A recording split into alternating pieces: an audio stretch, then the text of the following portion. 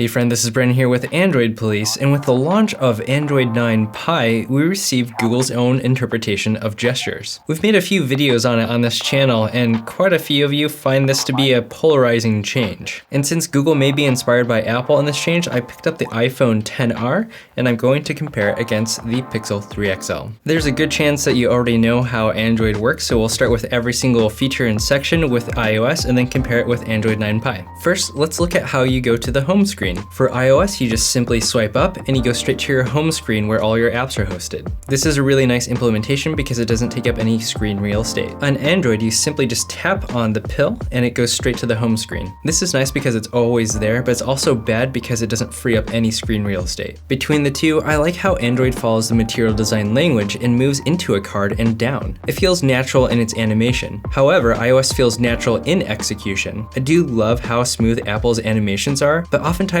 the way in which they are animated do not feel right or act as you would imagine other than following the concept of returning where it came from. Essentially, Android is more consistent in its animations, which makes it feel natural, even though it's not as smooth as iOS. Now let's talk about recents. On iOS, in order to access, you have to swipe up and hold and you'll see the recents. The Taptic engine on the iPhone, which is phenomenal by the way, gently gives some indication of shifting into this mode, which is really neat. Then you release it and it locks into this app view. Swipe through, find your app, and you can swipe up to close. But sorry, there's no close all apps. And iOS may suggest an app at the bottom. An example of this is a Safari tab that may be open on your MacBook. 1 point for ecosystem here. On Android, swiping up on the pill does take you to the card view and has a bit of a taptic feedback as well. This is nice, but just not as good as an iPhone. You can swipe through them, swipe up to close, and all the way on the left-hand side you can see the clear out. Android will suggest 5 apps that you may be looking for based on its understanding of your usage of the phone, the context such as time, location, etc. In addition, you can do a split screen if you want, and even pin an app if you have the app pinning enabled. One thing to note, if you're on the home screen on iOS and swipe up, it just acts as if you tapped the home button on Android. When you do that, it'll go to the first home screen page. If you do a long swipe up, the cards will pop up the same way it does every time. Notice that the apps come in from nowhere and in from the left. On Android, it brings you to your recents, even if you're on the home page. To go to the first home page, you have to tap the pill again. Strangely, I like that about Android. Swiping up to go to the first page on iOS feels a bit odd to me, but it is a logical choice when you don't have something to tap on. I do feel that the additional apps that Android suggests is really nice, and the animations make sense. It acts like a card that is flying from above the screen and into the screen, which is neat. Something about the layered nature of material design feels really natural. One big thing to note on Android is that you have to swipe up again to access the app drawer. This is a significant difference between the two operating systems. You can also avoid going to your recents by doing a long swipe up, kind of like you would on iOS to access the recents to begin with. The one thing that stinks about how Google designed this is how far you have to long swipe up to actually have the app drawer show up. More often than not, my thumb cannot go high enough to have the long swipe up work, so I end up having to double swipe up again, and that just kind of feels a bit clunky. Now let's talk about the app switcher. On iOS, this is one of my favorite things in regards to its gestures.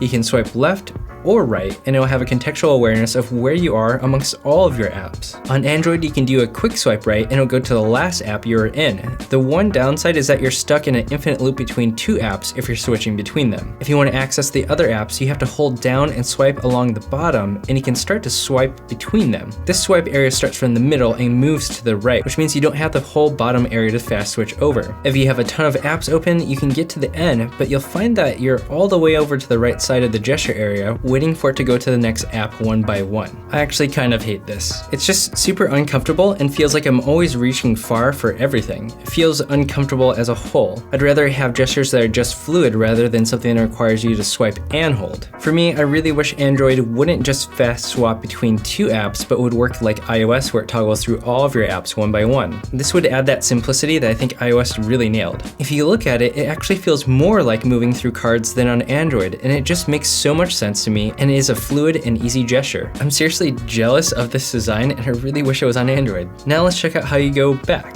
On iOS, there's a gesture that just makes so much sense that I wish was everywhere on Android. It's just a simple swipe from the left edge to the right to go back. It is incredibly intuitive and has a large touch area because of that. It acts a lot like a card that you swipe to the side, which seems to be something that you'd expect from material design language. On Android, you have a little back caret that shows up the moment you're not on the home screen. In a way, it seems to be out of place both in design and because of the asymmetry. On top of that, after using iOS, I can't help but realize how small the touch area feels compared to a simple swipe from the left edge like on iOS. Add on top of that the gamble of what happens on Android when you hit the back button. You start to realize how Google needs to standardize and update their back button, both in how you use it, but also in the action it executes. I can't tell you how many times I've received a Facebook notification. I click on it, it takes me to someone's profile, for instance, and then when I hit back, instead of going to the news feed, it straight up closes the app. Pay attention to that the next time you use Facebook, if you still use that. Overall, I love the iOS gesture and method for going back, and I hope Android gains this gesture soon, provided that there's no legal reason for why they're not able to add that. As a whole, I find that the execution and means of using gestures on iOS is better than Android. The small bits of feedback from the Taptic engine and how easy it is to activate gestures is quite nice. It feels more natural in many ways to actually perform them, but the animations themselves feel a bit jarring.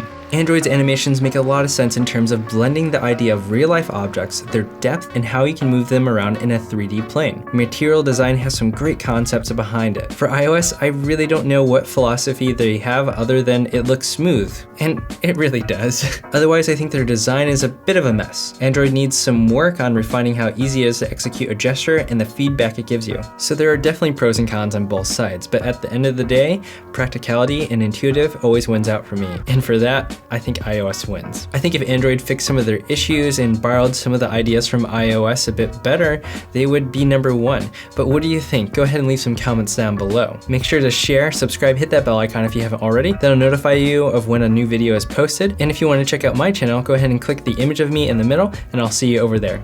Thank you for watching Android Police. Until next time.